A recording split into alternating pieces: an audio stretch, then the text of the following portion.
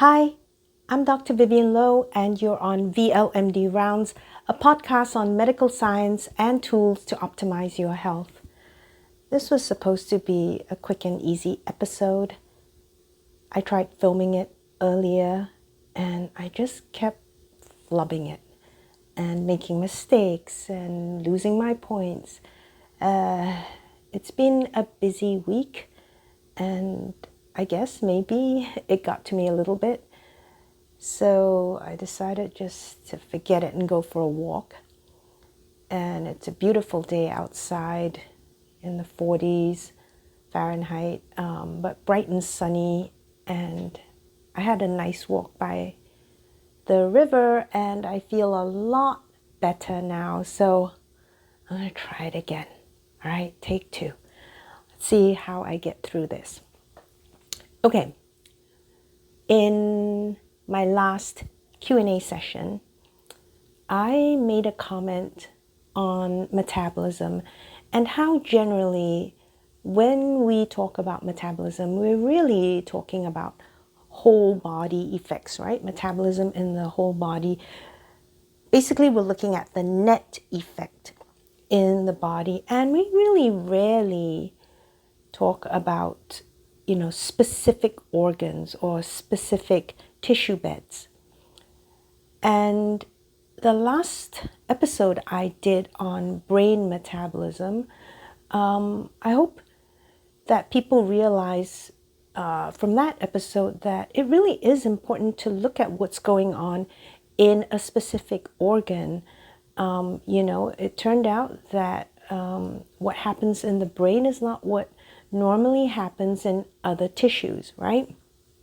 And so rather than just talk about whole body net effects in metabolism, I think the way the field is going these days, people are realizing the importance of looking at tissue specific effects, specific substrate uses in different tissues and organs, and how that would impact the rest of the body metabolically. So for that reason, I thought today we would look at metabolism in the heart. Let's go. Okay, the heart. It's not very big. It's kind of tiny.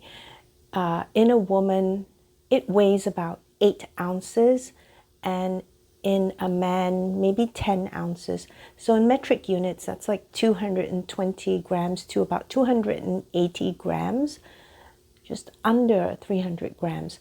I just looked at a can of soda, and that is 12 fluid ounces. So it's like 3/4 the weight of a can of soda. And what's amazing is that a full 1/3 of the weight of the heart is actually the mitochondria. That's pretty cool, right? So maybe about 3 ounces, yeah? And if we say it's, under 300 grams, 80 to 100 grams of the heart is mitochondria, and then the rest would be the, contractile proteins. So mitochondria, as you can see, is really important in the heart because it needs energy to keep beating and supplying blood to the rest of the body. So under normal oxygen conditions or normoxic conditions, greater than 95% of ATP made in the heart is from OXPHOS in the mitochondria. Okay, and hence, the preponderance of mitochondria in heart tissue. 60 to 70% of the ATP is used for contraction, so to help your heart beat. And 30 to 40% of the ATP is for ion pumps like the calcium ATPase in the sarcoplasmic reticulum. So very important to make ATP, and therefore very important to have the mitochondria in the heart. Now, we have studied metabolism in the heart but the vast majority of the studies are really in animal models, mostly rodent models, maybe some dog, some pig, models, but mostly rodent models, okay? We did have human studies, but these are old studies, maybe in the 50s and 60s. And also, those studies were done in young people, generally young men in their 20s, early 20s, right, who were healthy and didn't have, any chronic diseases. So that was the situation maybe in the 50s and 60s. And I think most people will agree that the situation is very different today, even in young people, right? So a 20-year-old today is not necessarily the same as a 20-year-old from, the 50s. Well, nonetheless, the human studies that we've had come from that era. And, what we got from that was that the heart really loves fat, right? 70% of the energy that the heart uses comes from fatty acid oxidation. Okay, and then 20 to 30% is from glucose and lactate, and obviously in the fed state, there'd be more contribution from the glucose, and also ketone bodies and amino acids. So that's the general condition in young, healthy people. Mostly consuming fatty acids, some glucose and lactate, and then a smaller proportion of ketone bodies and amino acids. And then when the heart is stressed, what we've learned or had to learn in school was, okay, then we increase the use of glucose and lactate to, help the heart get more ATPs when you're exercising, let's say, or when the heart is under stress. Okay, so that's generally in the young, healthy people, and that was what we've been taught. Now, in terms of the heart has GLUT1 and GLUT4 glucose transporters. So generally, we think of GLUT4 as the insulin-dependent glucose transporter because you need insulin to have the GLUT4 migrate to the plasma membrane where it can then bring glucose into the tissue. And when we talk about GLUT4 in the body, generally we are talking about muscle and also fat. And actually, the heart also depends on GLUT4. It has GLUT1, but really has a lot more GLUT4, and therefore it's insulin sensitive. I guess we just don't really talk about it very much because it's under 300 grams. It doesn't contribute maybe a whole lot to whole body metabolism, right? And so we generally discount it, and we are mostly talking about muscle and fat when we say GLUT4, okay? But just to specify here, that's also true in heart, okay? So that means that, the heart is sensitive to insulin and therefore also vulnerable to insulin resistance. Okay, now where am I going with this? As you know, heart disease is a major cause of mortality and morbidity globally, just everywhere in the world. And, when you have heart disease, really the end stage, when you come to the point where your heart is failing, end stage heart disease, it's an energetics problem, okay? Basically, we are not able to supply enough energy to the heart for it to do its work, okay? And that's really when you see the heart start to fail. And then, of course, people die as a result. So it's good to know what happens in normal, healthy people. But for those of us in the medical world, we're seeing a lot of people with chronic diseases, and they're not the same as the young, healthy ones.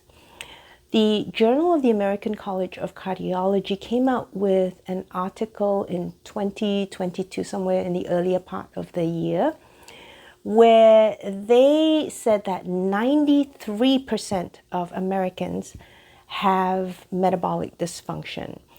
And, they had some criteria such as increased blood pressure and blood glucose and dyslipidemia and adiposity, history of heart disease, right? So 93% of Americans have at least one of those criteria. And therefore, 93% of Americans have metabolic dysfunction. That's a whopping number. And also, from my previous episodes, I mentioned that if we were to go by percent body fat and forget the BMI, the prevalence of obesity in America is probably closer to 90%, which kind of matches the metabolic dysfunction in the country, right?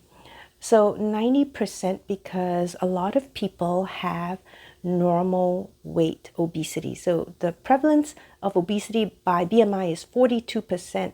But then if you count in the people with normal weight obesity by percent body fat, we're closer to 90%. All right.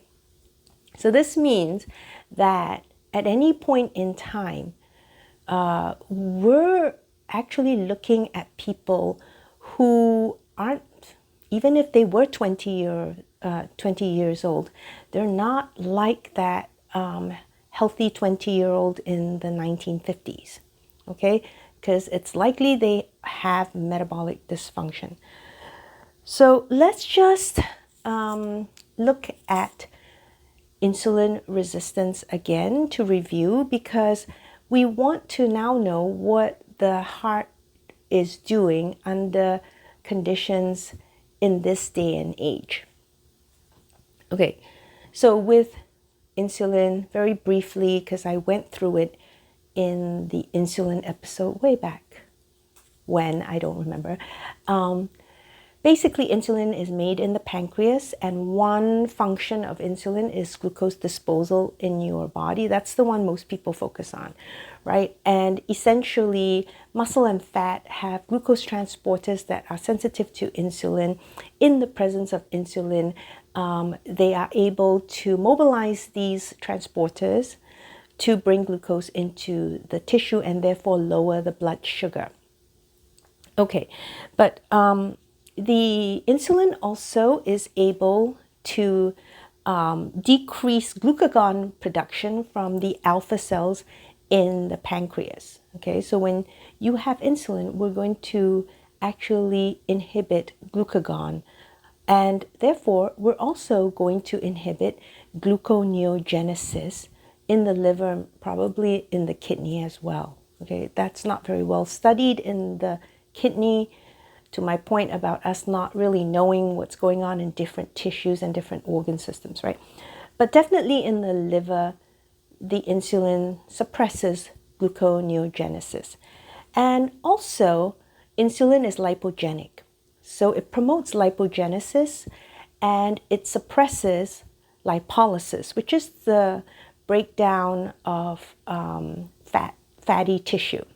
Okay, so we're going to actually inhibit breaking down fatty tissue to liberate free fatty acids. That's what insulin does in its normal state. When we have insulin resistance, then there's something wrong with the insulin signaling pathway, and the insulin is not as effective as before. And so it can't do its functions as effectively and as well as before. So that means glucose uptake is compromised, so it's not able to mobilize GLUT4 to the plasma membrane and bring glucose into those tissues, fat, muscle, and also heart, as I just mentioned. And we have eventually higher levels of glucose in the bloodstream, right? So we have decreased glucose uptake.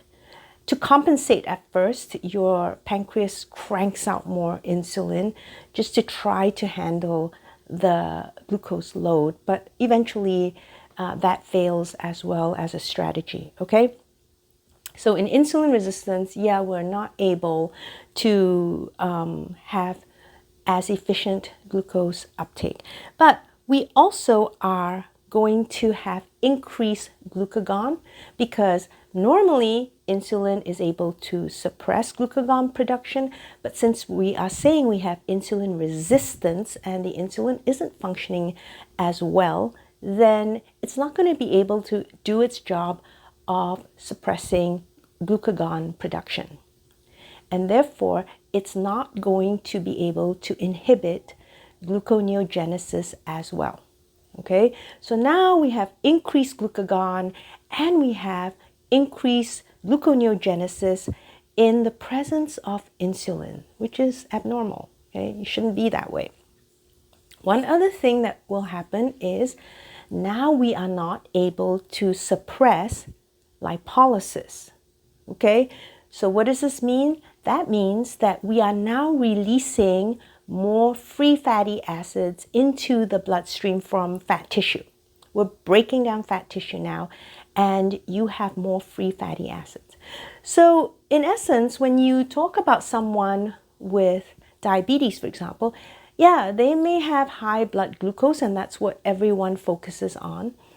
But the other thing they have is increased fatty acids in the bloodstream, okay? And that's really not discussed very much.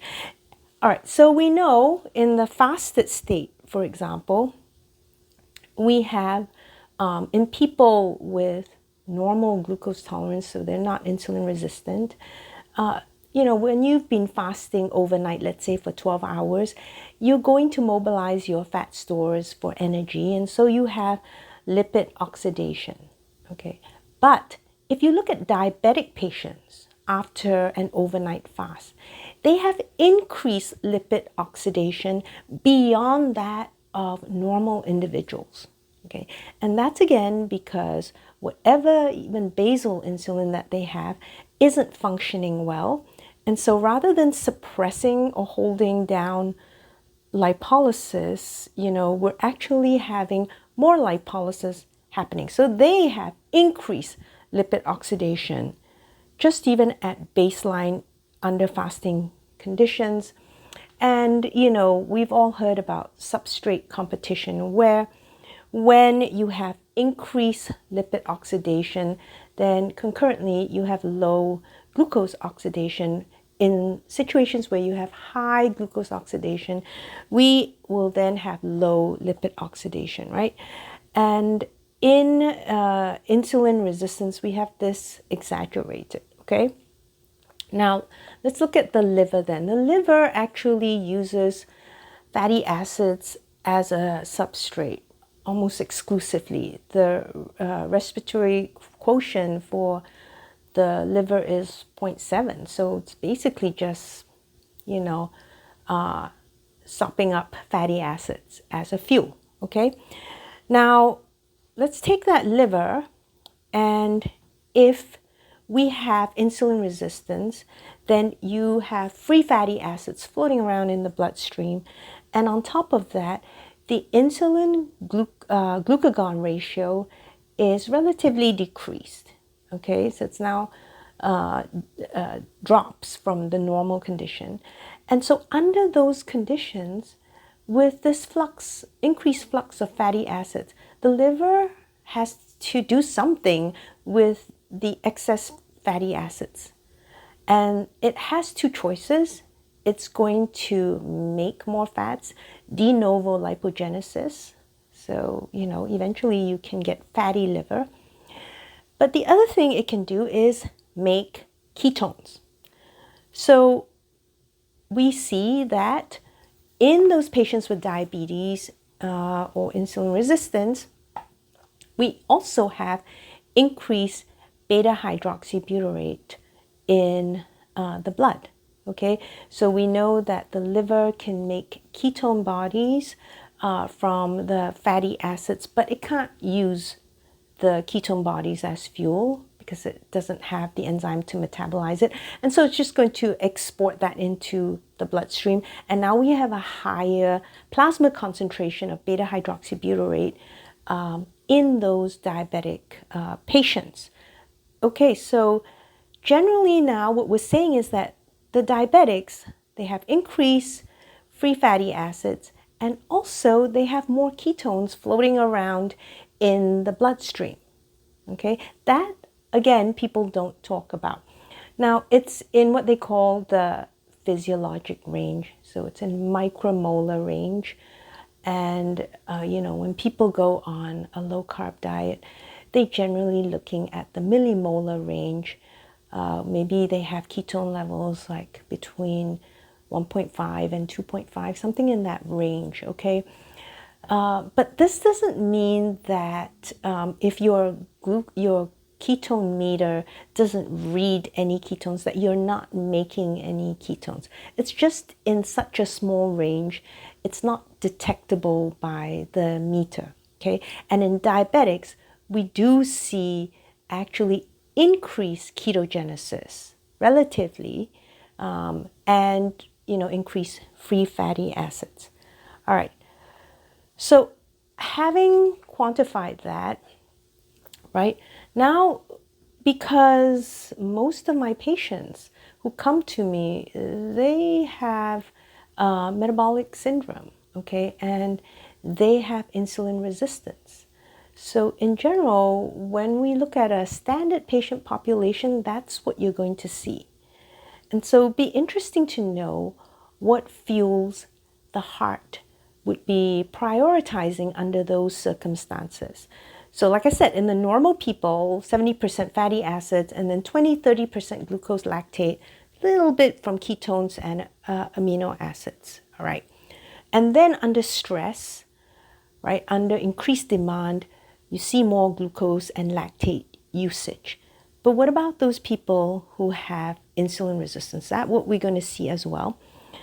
So there's a very interesting study here that was published in Science in 2020. It's by Murashige et al. From the Arani lab. And it was looking at patients. I thought this was a very good idea. They looked at patients who were undergoing a procedure called percutaneous catheter ablation for atrial fibrillation. So atrial fibrillation is an irregular rhythm in the heart, and there's a surgical procedure to correct that, and they do that by going via catheter into the heart. They access generally the pulmonary vein, and they zap certain areas to try to decrease,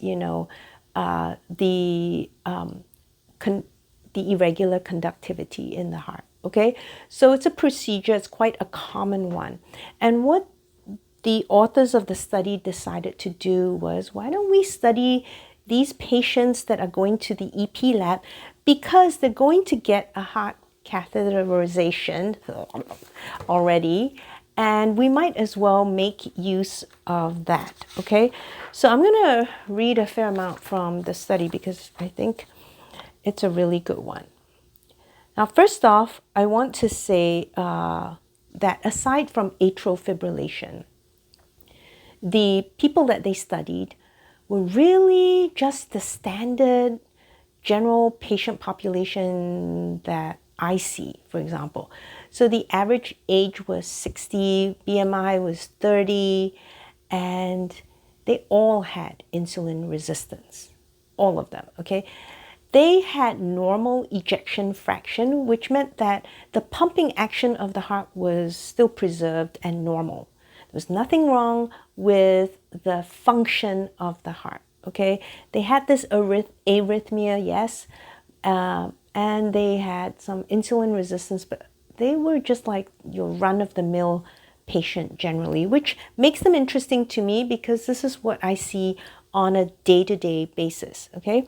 So that was the group that they studied, and they basically had them in the lab, and they had simultaneous sampling of blood from the radial artery, coronary sinus, and femoral vein. Okay, radial artery in the arm, and the femoral vein in the groin, the coronary sinus in the heart. Now, the coronary sinus exclusively drains the heart. So, it's the venous drainage just from the heart alone. So the good news about that is if we sampled the blood going into the heart in the artery, and then we sample the venous outflow in the coronary sinus and look at the different metabolites there, then we can actually learn something about substrate use, right? A total of 600 known metabolites were measured, okay, in their study. And they were, as I said, comparing between the coronary artery, the coronary sinus, and femoral vein, respectively. Now, this part doesn't just pertain to the heart, but I thought I'd mention it anyway. We identified statistically significant uptake or release of 117 metabolites across the leg and 65 across the heart. And their data confirmed all 10 previously reported metabolites taken up or released by the human arm without anesthesia. So, there had been a previous study that looked at metabolites that were taken up and released by the arm, and they confirmed that data here in this study. But they go on to say, we further identified an additional 107 metabolites that were significantly altered across the human leg. I found that very interesting. To my point earlier about how we're not really looking at different areas in the body, we're just looking at a net metabolic effect in the body, right? Here, when you're looking at the arm and the leg, presumably you're just thinking, oh, it's muscle. Muscle, it's the same everywhere. So who cares, yeah? And yet, there were differences between what they found going in and out of the arm as compared to the leg. It looks like they had more metabolites that were changed in the leg. So even those exercise physiology studies, usually they biopsy the leg, usually they're, kind of checking the lower body with the assumption that this applies to all muscle in the body. And yet we see here substrate use could be very different in the same tissue in different locations in the body. Okay, so that part I thought was interesting. And then the leg took up glucose, and there was no net average glucose uptake by the heart. I'll repeat that. There was no net average glucose uptake by the heart, unlike prior reports. Remember what I said about the earlier human studies in the young healthy people, where they had 20-30% glucose uptake with some lactate and other substrates, and then under stress even more. Well, here, looks like no net glucose uptake, okay? And cardiac glucose uptake did not correlate with plasma insulin or insulin resistance, perhaps reflecting the fasted state of patients. So unfortunately, everyone had to be fasted in this study because they were undergoing a procedure. Okay, they were getting the ablation after all, and this was just incidentally tacked on to the procedure. So they couldn't interfere with that, and everyone was in a fasted state, okay? So they actually counted carbons and nitrogens. Look, they took the samples and they counted carbons, nitrogen. They also knew how much oxygen was consumed, and they were able then to get information on substrate-specific contribution to cardiac ATP generation in patients with the preserved ejection fraction, the normal pumping hearts, okay? And essentially what they found was that 41.9% of the ATPs came from free fatty acids, okay? So 41.9% free fatty acids. And then they had some unaccounted percentage. They knew the oxygen consumption, they knew how many carbons should have been consumed. There was still an accounting problem there, and that was about 44%. And what they came up with was that was actually from lipoproteins. Okay, so that was not accounted for, but it was still fatty acids from, VLDLs and so forth, lipoproteins. Okay, so that was 44%. And then we had 2.8% from lactate, 6.4% from ketones, and 4.5% from amino acids. Amino acids. So that was kind of interesting here. The heart secreted most amino acids, right? And so there was a large net negative nitrogen balance here. So basically the heart is catabolic, okay? It's breaking down protein. That's what they're saying. And this makes sense because remember, this was after an overnight fast, okay? We calculated a net cardiac proteolysis rate of 81 micromoles amino acid equivalents, okay? And so basically, they noted that there was a breakdown of amino acids that was 10 times greater than the breakdown of protein in the leg. 10 times more protein breakdown in the heart than in the legs. This amounted to 1.5 grams of protein over 12 hours. So just go to bed and lose 1.5 grams of protein from your heart overnight. Now, they did mention that the leg also lost, right? I'll go back to the leg very quickly here. The leg obtained 90% of carbons as glucose and ketone bodies, whereas it released most carbons as free fatty acids, lactate, and amino acids. And half of the released free fatty acids was linoleate, and abundant essential free fatty acid indicative of active lipolysis from adipose depots. Many released amino acids were also essential, reflecting muscle proteolysis or breakdown. The total release of carbons was 15% higher than uptake, indicating a net loss of leg mass during fasting. So we know this, right? I've been saying this over and over in many of the episodes and in interviews and in the live Q&A sessions. With fasting, you're going to break down muscle tissue. You're going to break down muscle tissue. You're catabolic, okay? So you're catabolic in your regular skeletal muscles, but turns out your heart too, you're losing 1.5. Remember, your heart is under 300 grams. Now we assume they assumed we're building that back, but we don't know. We hope that's happening. They assume you're making up that 1.5 grams. But what if you're not completely making it up? I don't know. All right, so that's going to be interesting. And there's a whole thing about amino acids that I'm not going to go into here.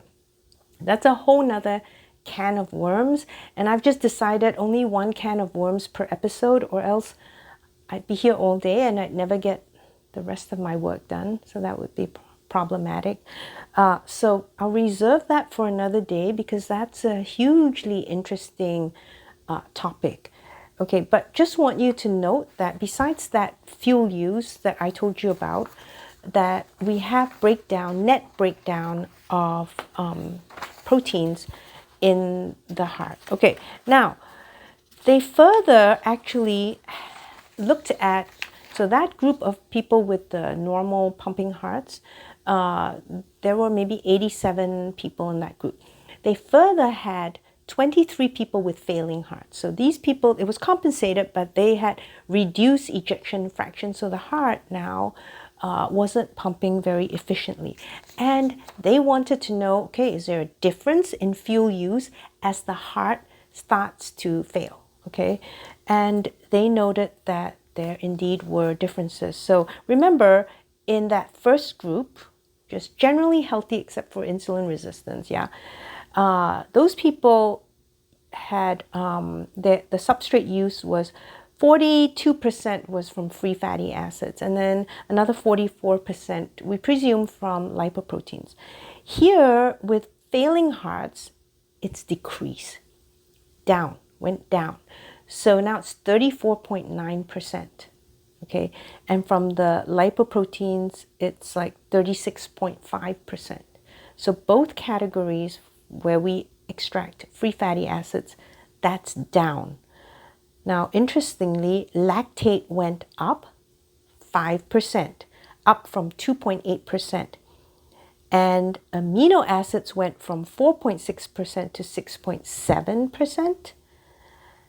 And then ketones went from 6.4% to 16.4%. So there was a big increase in ketone use there, right? Really quite striking. So now when we have failing hearts, the heart is actually using more lactate, a little bit more amino acids, but especially more ketones, okay? So that's a big change. Now, then they had to figure out, well, why is this happening? What's actually going on inside the heart?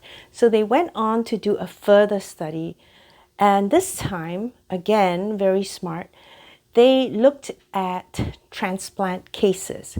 So they worked with heart transplant surgeons. And, you know, when you're doing a heart transplant, you take out the failing or, you know, almost failed completely heart, end stage heart, okay?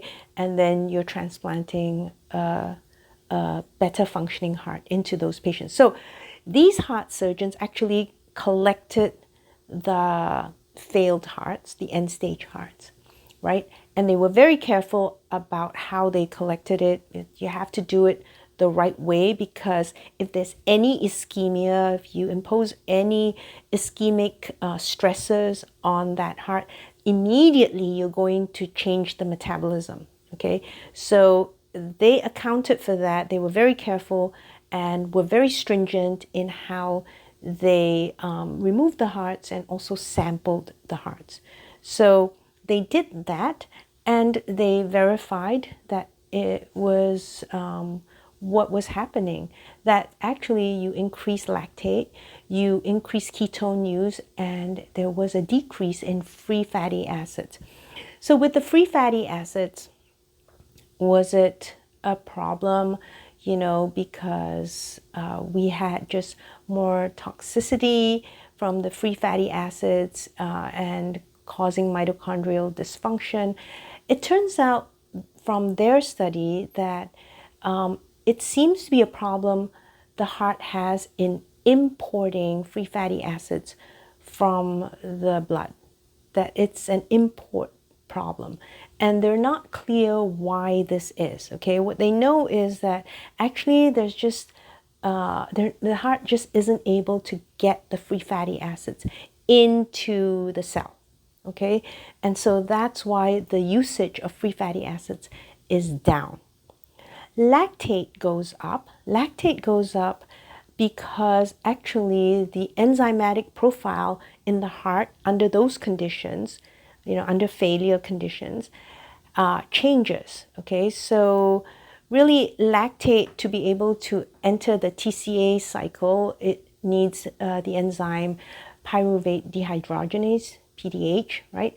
And that enzyme has an inhibitor, and that is PDK, okay? So it turns out in those hearts, the failing hearts, PDK is just gone, okay? It's not there at the mRNA level, it's not there in the protein levels, it's just not there. And so now in those hearts, you don't have inhibition of PDH. And so we're going to prioritize lactate being used, going into the TCA cycle and being used as fuel that way, okay? So that's the reason that we see an increase, most likely as a compensation, okay, to use lactate, okay? So that's that. But what about the ketone use?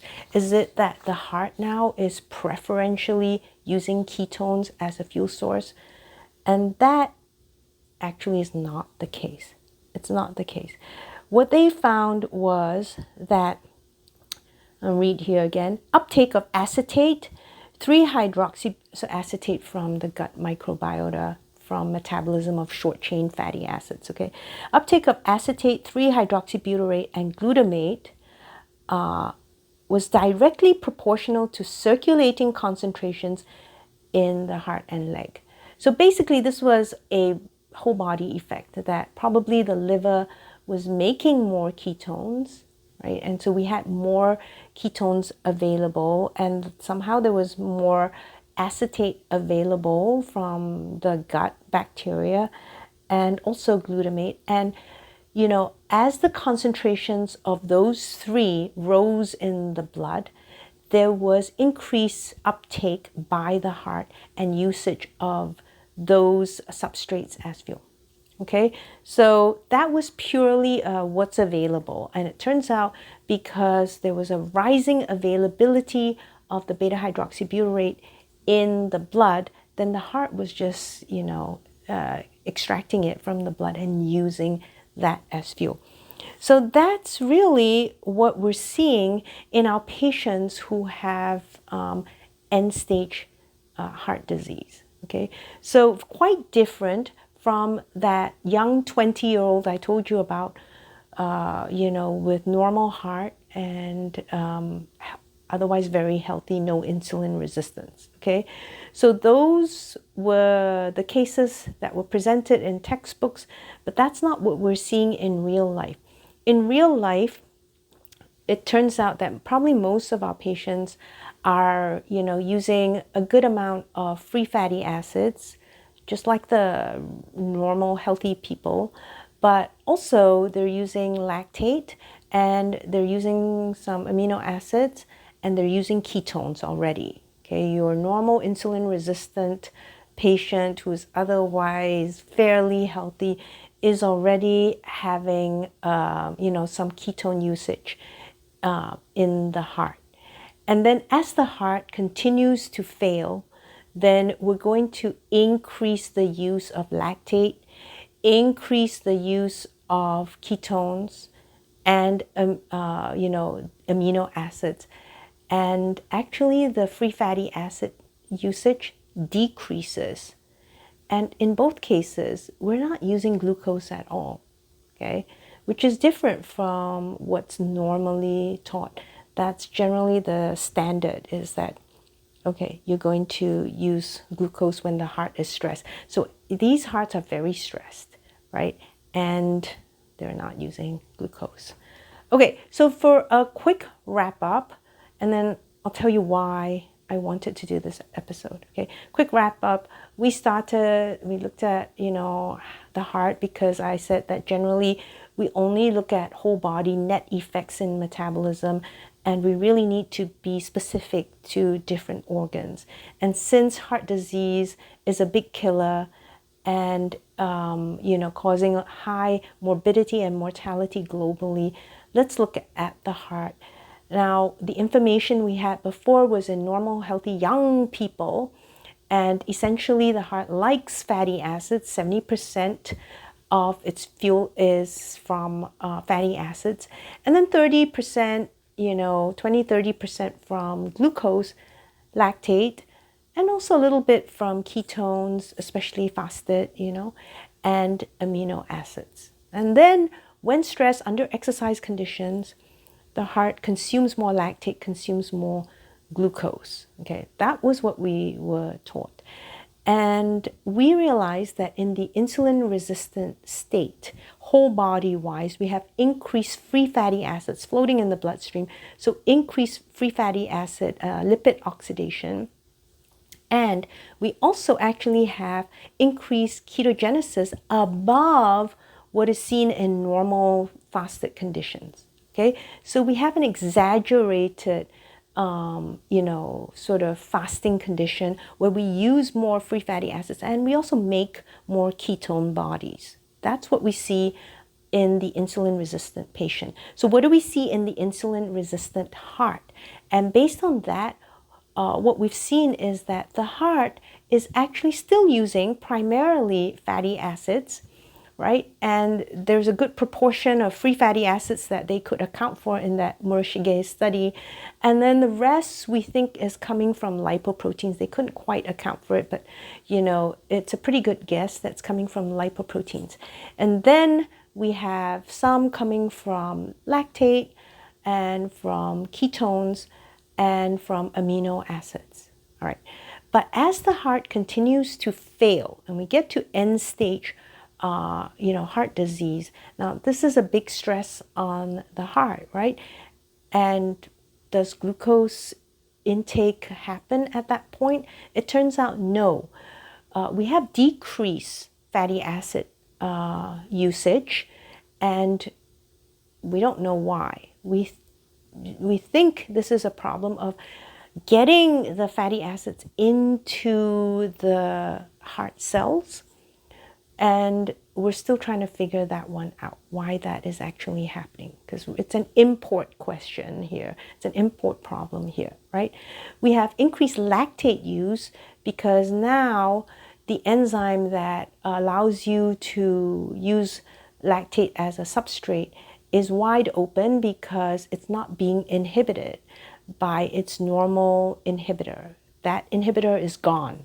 Okay, probably as an adaptation, your heart says, okay, let's get rid of the inhibitor. We need to use this lactate and get as much in as possible. Okay, since the heart needs energy now. It's an emergency situation. We see that actually there's some increased amino acid breakdown, and not a huge amount, but we see a big increase in ketone usage. So it went from 6% in your regular healthy insulin resistant state to 16%, so up by 10%, yeah, in the heart failure patients, the end stage hearts, okay? So there's a big increase, but this isn't because the heart is preferentially using it in some way. It's just because we have rising levels of the beta hydroxybutyrate in your bloodstream, and as a result your heart is just extracting more of it from the blood and using it. Okay, it's available, let's just use it because we need oxygen. Okay, now I just want to point out also that you need a whole lot more oxygen to metabolize fats. Okay, so it really does consume a lot more oxygen. And in the failing heart, it probably is a good idea that it decreases its oxygen consumption, because there's already decreased oxygen perfusion in those hearts. So that is probably one reason there's a change in the fuel, but we still don't know mechanistically how that happens, right? Again, just to point out here, with the heart failure patients, there's not only higher plasma concentration, but there's actually slower blood flow through the heart. Okay, and so there's a bit longer time to extract whatever's in the bloodstream to get into the heart, so that the ketones in the blood are able to be used better. Okay, so that's what's happening in those end-stage patients. All right, so why did I focus on this today? Because people talk about using a ketogenic diet and how it may be dangerous in patients. It may cause heart disease, right? It may, kind of be, worsening heart failure in patients and so forth. So one thing we can see from the data that we have today is actually it's probably what your heart is doing already to adapt to, end stage heart failure. Okay, that's the natural course of what the heart wants to do. And even in just your regular insulin resistance state, before you have heart failure, you're already making more ketones than normal and utilizing that as fuel. So that's already happening even in diabetics, okay? And, to say that when we give ketones that, or when we go on a ketogenic diet, that is causing the heart failure, I tend to disagree here. We see that the heart is already trying to prioritize, fuel use so that it can survive, right? And that it's getting something out of the ketones under those circumstances. But we also have situations where people are talking about giving exogenous ketones, right, to patients. And then there's debate and a lot of questions as to what the effects might be on the patient. Yeah, and there's an unanswered question of short-term versus long-term, ketosis or use of even exogenous ketones, right? Those are big questions, and there's a lot of debate. There's a lot of interest in ketones nowadays. And I thought before we get into those discussions, it's good to set the foundation and understand what's already going on in your standard patient that's walking into your clinic, right? Who's insulin resistant, 93% of the American population. This is what's going on already, right? And so if we know that, and that's our starting point, then we can take the discussion further and talk about situations where we increase ketones in the body, whether endogenously or exogenously, okay? So again, it's sort of a prep episode for further discussion on, use of ketones in the body. So stay tuned. And as I said, there's a whole nother can of worms with the amino acids. I just think that's for another episode or 3. Okay, it's a huge can of worms. So we'll go there. And we're just talking about the heart. We're just talking about the heart, right? We haven't talked about other organ systems. And you saw today that what's happening in the muscle tissue in one part of the body, the arm versus the leg could be very different. So all the assumptions that we've made, this is just happening in your body. And the assumption is that all over your body, the same thing is happening. That's just not true, okay? And we really have to now get specific and, dial in on the tissue and the organ system that we're looking at. Okay, so like I said, that hopefully sets us up for future episodes coming up. Don't forget to sign up for my newsletter where you will at least get a whiff of what future episodes are coming up. I tend to try to list what I will be talking about, although that list is somewhat tentative. I still do try to stick to it. So subscribe to the newsletter by going to my website, vivianlohmd.com, VYVYANELOHMD.com. And also, give me questions, give me comments on what you heard today and also in previous episodes. If you can't attend any of those live stream events, then send me your questions ahead of time and I can compile them and just address them when I go on those Q&A sessions, okay? So if you're in a time zone that doesn't allow you to tune in for the live stream, just do that. Just send me your questions or your comments or your requests, okay? And that can be through, again, my website. And also, if you found this podcast as a whole interesting, then do subscribe and give us a like, will you? Okay? All right. I think that's it for today. So signing out from VLMD Rounds, I am Dr. Vivian Lowe, and I sing the body electric. Bye.